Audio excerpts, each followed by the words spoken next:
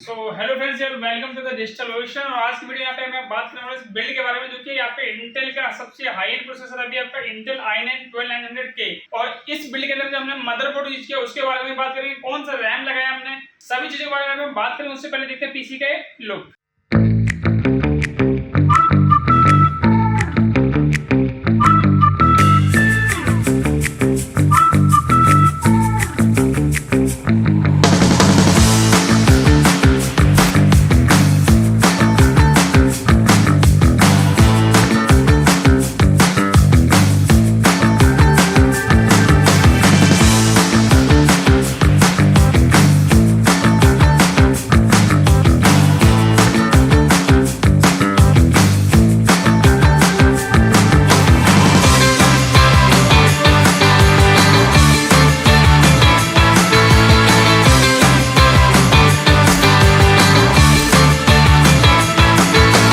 बेटा बहुत हो गया, इंट्रो है, गजल नहीं। चल बे बंद कर, क्या कर। सो यहाँ पे आपने पीसी का ओवरऑल लुक देख लिया। अब बात करेंगे एक एक करके सभी कंपोनेंट के बारे में और किस पर्पस से हमने पीसी बनाया, इन सभी चीजों के बारे में। तो वीडियो में आगे बढ़ने से पहले आप चैनल को लाइक और हाँ ये कर लो पहले। और इसी तरह अगर आपको पीसी बिल्ड करवाना है तो डिस्क्रिप्शन में आपको मेरा नंबर और व्हाट्सएप का लिंक मिल जाएगा, जो कि हम लोग लोकेट करते हैं। वो एड्रेस आपको मिल जाएगा यहाँ पे स्क्रीन पे।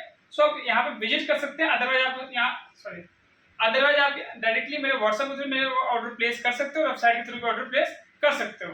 चलिए वीडियो शुरू करते हैं। तो सबसे पहले हम बात करेंगे इस प्रोसेसर के बारे में, जो कि आपके इंटेल के i9 12900K, जिसके अंदर में आप DDR5 और DDR4 दोनों ही रैम लगा सकते हैं। ये दोनों सपोर्ट करता है। इस प्रोसेसर के अंदर आपको 30 MB की मेमोरी मिल जाती है, जो कि बहुत ज्यादा है। अगर आपको मल्टी लेवल काम भी करना है तो आप इसमें कर सकते हो। इसके अंदर आप अपनी गेमिंग, एडिटिंग और प्रोडक्टिविटी के लिए सबसे बेस्ट प्रोसेसर है। इंटेल का अब तक का सबसे हाई एंड प्रोसेसर है ये। इसके अलावा इंटेल के एक अपर वेरिएंट भी आता है, इंटेल के i9 12900KS। आप वो भी लगा सकते हो अपने बिल्ड के हिसाब से। इंटेल i9 12900K और 12900KS के बीच में जो प्राइस डिफरेंस है वो अप्रोक्सीमेटली 15 से 16 हजार रुपए का है, जो कि इनकी परफॉर्मेंस के हिसाब से उसका वर्थ नहीं है। इसीलिए हमने यहाँ पे हम लोग प्रीफर करते हैं, क्योंकि दोनों प्रोसेसर के बीच का जो प्राइस गैप है वो बहुत ज्यादा है। इस वजह से हम लोग प्रीफर करते हैं 12900K, क्योंकि इसके अंदर में आपको 16 कोर मिलते हैं, इसके अलावा 24 थ्रेड मिलते हैं, जो कि बहुत ज्यादा होते हैं आज के टाइम में आपके पीसी के लिए। इस प्रोसेसर में आपको 8 कोर मिल जाते हैं परफॉर्मेंस के और 8 मिलते हैं आपको एफिशिएंसी के।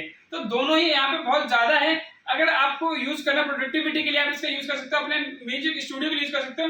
ऑल पर्पस के लिए इंटेल का सबसे हाईएस्ट आपका सीपीयू बात करें तो वह है यहाँ पे इंटेल i9 12900K, इसलिए हमने इसका यूज किया यहाँ पे। इसको करते हैं साइड में। अब इसके बाद जो अगला कंपोनेंट है वो है आपका मदरबोर्ड। आप किसी भी तरह का पीसी बनाते हो, बेसिक से लेकर हाई एंड तक, तो आपके सीपीयू के हिसाब से आपका बोर्ड होना बहुत जरूरी है। जैसे कि यहाँ पे सीपीयू आपका इंटेल का i9 12900K, इसीलिए हमने यहाँ पे बोर्ड लगाया Z690 आपका UD, जो कि आपका गीगाबाइट की तरफ से DDR4 आता है। ये आपको वर्जन 2 मिलता है। इसके अंदर में आपको 4 रैम स्लॉट मिलता है, अप टू 128 GB तक सपोर्टेड है। आप इसमें 32 के हिसाब से लगा सकते हो अपने यूज के अकॉर्डिंग। कोई भी रैम आप इसमें यूज कर सकते हो DDR4 के अंदर में। इसके अंदर हमने रैम यूज किया, वो यूज किया 16 GB के 2 स्टिक, जो कि आपका 3200 मेगाहर्ट्ज के हैं, जो कि इस बिल्ड के हिसाब से बहुत ज्यादा है। ये प्रोडक्टिविटी के लिए पीसी है, कहीं से गेमिंग भी करनी है, आपको स्ट्रीमिंग भी करनी है, आप वो भी काम आराम से कर सकते हो। तो जो गेमर्स हैं या एडिटर है वो भी इसका यूज कर सकते हैं। बाकी ये जो पीसी है वो है प्रोडक्टिविटी के लिए। इसके अलावा इसकी जो आपको VRAM मिलते हैं इसके अंदर में, VRAM इसके बहुत ज्यादा सॉलिड है। आपको दिखा दूं, यहाँ पे दिख रहा होगा वीडियो के अंदर में, ये जो आपका सेक्शन है यहाँ पे ये बहुत ज्यादा सॉलिड है। यहाँ पे आपको मल्टीपल जो पोर्ट मिल जाते हैं इस बोर्ड के अंदर में, और साथ में इसमें आपको PCIe Gen 5 का सपोर्ट मिल जाता है। अगर आपने SSD लगानी है सबसे फास्टेस्ट, आप वो भी लगा सकते हो और 100% जो उनका परफॉर्मेंस आप ले सकते हो।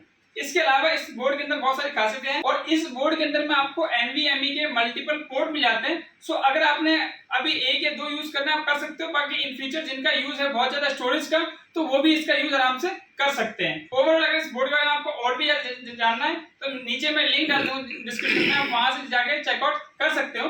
बाकी चलते हैं अगले कंपोनेंट की तरफ। जैसे कि मैंने बताया आपको ये बिल्ड है दोस्तों प्रोडक्टिविटी के लिए, इसलिए हमने इसमें जो यूज किया SSD वो है आपका सैमसंग का 980 1 TB का SSD। और आज के टाइम में इस SSD की प्राइसिंग बहुत अच्छी आ चुकी है। एक टाइम पे जब ये SSD आपको 12 से 13 हजार में देखने को मिलती थी, बट आज के टाइम में ये SSD आपको 8,500 रुपए का मिल जाता है, और जो कि सैमसंग ब्रांड की तरफ से, जो कि बहुत ज्यादा रिलायबल है। और इस ब्रांड पे आप आग मूंद के भी ट्रस्ट कर सकते हो, क्योंकि इसके अंदर ना तो कोई रिप्लेसमेंट का ऐसा इशू है, आपका हैंड टू हैंड रिप्लेसमेंट भी हो जाता है समटाइम।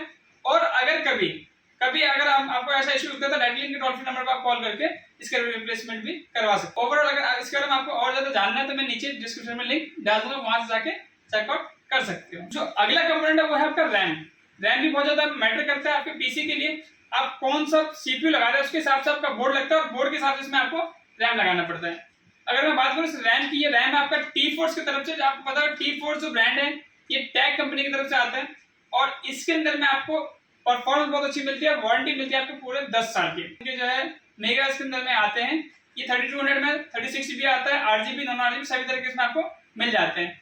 बट अगर इसकी बात करें इस पीसी के हिसाब से ये बेस्ट है और प्राइस के हिसाब से भी बेस्ट हुआ है। हाँ, अगर ये DDR5 का होता तो इसमें 5200 मेगाहर्ट्ज या 5600 मेगाहर्ट्ज प्रीफर कर सकते थे। अगर इनको एक हाई एंड गेमिंग करना तो हम इसमें जो DDR4 के अंदर 3600 या फिर 4000 मेगाहर्ट्ज भी सपोर्ट करवा सकते थे, बट उसका कोई इशू नहीं है।